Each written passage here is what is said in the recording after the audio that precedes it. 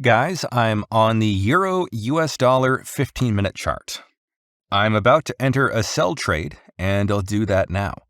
And I've set my stop loss over here, entered here, and that's my take profit target. All the indicators had lined up telling me that I can go short, so I've entered a short trade here. And now I'm going back just to wait and see how this trade plays out, and I'll be back. So I'm back, and I see that within just a few hours, we've hit our target. We entered here, and we got our take profit hit here.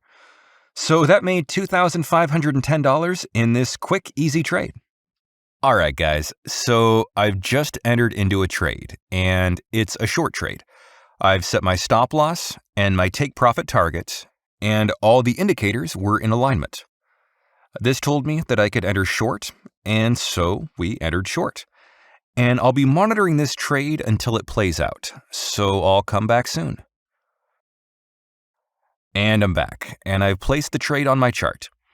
So I can see that this trade played out perfectly from there down to here. The profit is $1,115 in just over 3 hours. Not bad. Thanks for watching.